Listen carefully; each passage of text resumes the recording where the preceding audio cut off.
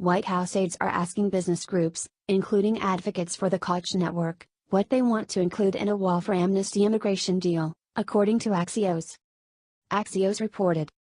One of those officials said, top aide Jared Kushner has almost exclusively been talking to Republicans to figure out what they want out of a reform package. His planning sessions are about defining what we're for, not what we're against. Right now, Kushner is just trying to understand the Republican position so that we can take all those views to the president and he can make an informed decision, the same official said on Tuesday. This is more of a long-term policy process, not a resolution for the shutdown, the official added. And amnesty was not discussed at any of these meetings. This is really about how do we reform our broken immigration system. For more than a decade, Congress has grappled with the vast wish list presented by investors, high-tech employers, the chambers of commerce, universities, seasonal employers, farmers, real estate developers, immigration lawyers, and many other groups. But that wish list is almost entirely the opposite of preferences held by the blue-collar voters who elected President Donald Trump in 2016 and by the white-collar votes who may defeat him in 2020. For decades, employers and investors have argued that the immigration system is broken because it does not deliver them enough cheap workers and enough new consumers. Former President George W. Bush tried to reconcile investors' open-ended demands for cheap workers and more consumers with the self-interest of the GOP by pushing for a law that would allow companies to hire an unlimited number of non-voting visa workers. Bush's Any Willing Worker plan was blocked, but Congress instead proposed the open-ended probationary Z visa in 2007. The Z visa plan offered work permits to all migrants who reached the United States within 1 year, and gave border officials just 24 hours to prove the migrants' documents were fakes. The ambitious proposal quickly failed. Similarly, in 2013, the business sector's wish list was included in the huge Gang of Eight amnesty bill. For example, the bill sought to flood the middle-class labor market by offering 2 ways to provide green cards to an unlimited number of foreign graduates. In fact, the amnesty bill so skewed the labor market towards investors that the Congressional Budget Office reported, the rate of return on capital would be higher, than on labor, under the legislation than under current law throughout the next 2 decades. The 2006 and 2007 amnesty plans were so unpopular among voters that Bush's poll ratings sank from roughly 45% at the start of 2006 down to roughly 35% at the end of 2007. And then Senator Barack Obama used his opposition to build his 2008 outsider campaign.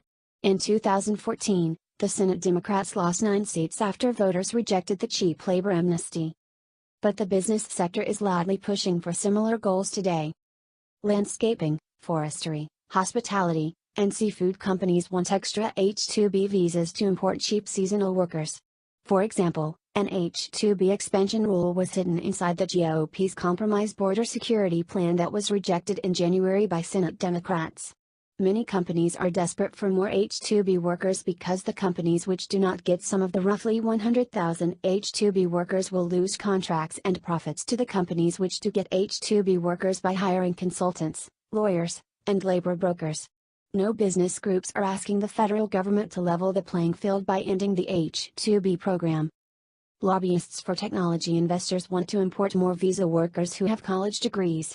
Currently, white-collar wages are suppressed by the H-1B and other visa programs which keep roughly 1.5 million foreign white-collar visa workers in jobs throughout the U.S. economy.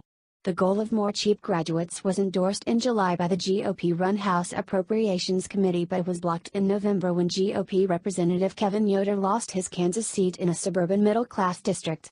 Yoder's proposal, dubbed H.R. 392, would have ended the so-called country cap on green card allocations, so rewarding Indians who sign up for several years of low-wage labor in the United States. Wall Street investors describe their immigration-related goals as national economic growth. That goal of a bigger economy is greatly aided by imported consumers.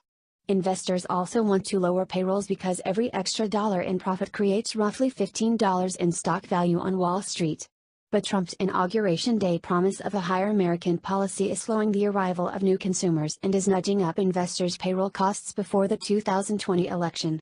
The investors' demand to junk the higher American policy is at the core of the bipartisan effort to block Trump's C reforms. The Koch lobbying group includes many unrecognized investors and CEOs who gain when immigration adds to the 4 million Americans who turn 18 each year. The Koch brothers' high-tech oil industry business is not reliant on cheap labor or new consumers, but the group's real estate owners, consumer industry CEOs, and the Wall Street investors gain as the federal government inflates the annual labor supply and drives up demand for apartment rentals, groceries, advertising, and entertainment.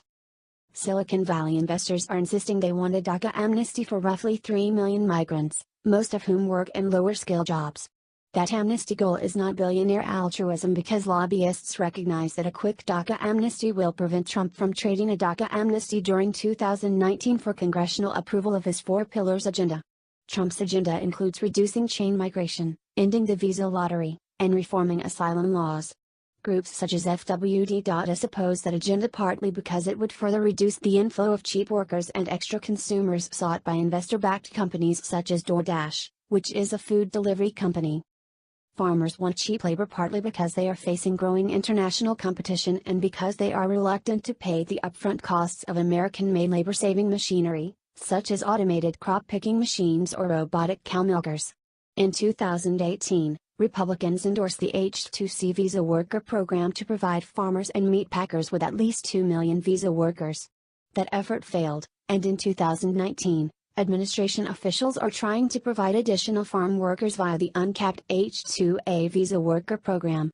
However, the H-2A farm workers cost too much and should be reformed to cut payroll costs, say farm industry groups. The establishment's economic policy of using legal and illegal migration to boost economic growth shifts enormous wealth from young employees towards older investors by flooding the market with cheap white-collar and blue-collar foreign labor. That annual flood of roughly 1 million legal immigrants, as well as visa workers and illegal immigrants, spikes profits and Wall Street values by shrinking salaries for 150 million blue-collar and white-collar employees, and especially wages for the 4 million young Americans who join the labor force each year. The cheap labor policy widens wealth gaps, reduces high-tech investment, increases state and local tax burdens, hurts kids' schools and college education, pushes Americans away from high-tech careers, and sidelines millions of marginalized Americans, including many who are now struggling with fentanyl addictions. Immigration also steers investment and wealth away from towns in heartland states because coastal investors can more easily hire and supervise the large immigrant populations who prefer to live in coastal cities. In turn, that coastal investment flow drives up coastal real estate prices and pushes poor U.S. Americans, including Latinos and blacks, out of prosperous cities such as Berkeley and Oakland.